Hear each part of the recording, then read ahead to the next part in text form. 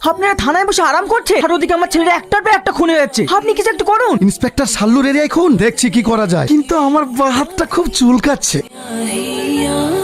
আপনি ছবি তুললেন কেন? এই ওকে লকআপে পুরো দোঘা দে তো।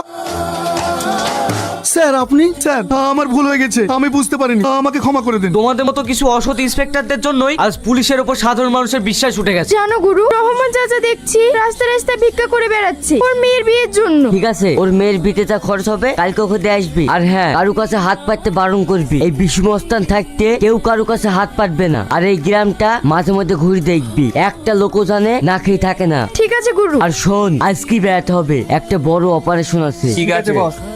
স্যার আসবো? আসুন, আপনাদেরকে তো ঠিক চিনতে পারছেন না, আমি বিশু। বিশু। কি চাই তোমাদের? তোর জীবনটা। না ভাই, আমার স্বামীকে মেরো না। আমাকে তোমরা প্রাণ মেরো না, আমার যা আছে আমার সব নিয়ে যাও, আমার প্রাণটা ভিক্ষা দাও। আমার আব্বা মাও তোদের কাছে প্রাণ ভিক্ষা চেয়েছিল, দিয়েছিস? নিষ্ঠুরের মতো খুন করেছি। আমি সেই মাস্টার মশাইয়ের ছেলে বিশু। আমি ভেবে পাচ্ছি না, চারদিকে শুধু একটাই নাম, বিশু বিশু বিশু আর বিশু। একটার পর একটা খুন রাহাজানি চালিয়ে যাচ্ছে। স্যার আপনি কোনো চিন্তা করবেন না, পুলিশের উপরে একটু ভরসা রাখুন। কি করে রাখবো বলুন? একটার পর একটা বিশু খুন করে চলেছে আর আপনারা নাকি তেল দিয়ে ঘুমাচ্ছেন। আমি থানায় যাচ্ছি, কিছু হলে আমাকে ইমিডিয়েটলি ফোন করবেন।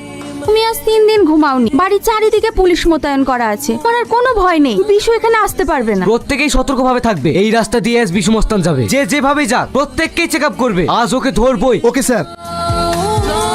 গুরু দাঁড়িয়ে গেলেন যে, যাবেন না? যাবো। সামনে পিছনে পুলিশ চারিদিকে আমাদেরকে ঘিরে ফেলেছে। তাহলে উপায়? আমরা কি ধরে পড়ে যাব? তাহলে কি করবে গুরু?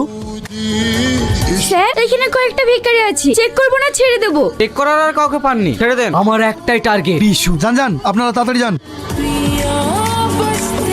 গুরু, এই মাত্র খবর পেলাম এমএলএ সোহেল চৌধুরী কিছু মেয়ে পাচার করবে। কোন রাস্তা দিয়ে? কিসে যাবে কিছু টের পেয়েছিস? হ্যাঁ পেয়েছি। ঠিক আছে, তোরা সব বেরিয়ে পড়। কি রে, গাড়ি থামালি কেন? তোর বাপ এসেছে, বাপ। এই তোরা সব গাড়ি থেকে নাম। এমএলএ সোহেল চৌধুরী গাড়ি আটকানো, একের পরিণাম কি হয়? আহ! গুরু তোমার কি হলো? আমার কিচ্ছু হয়নি। এই মেয়েগুলোকে আমার ডেরায় নিয়ে চলো, তারপর ওদেরকে দেখে নেবো।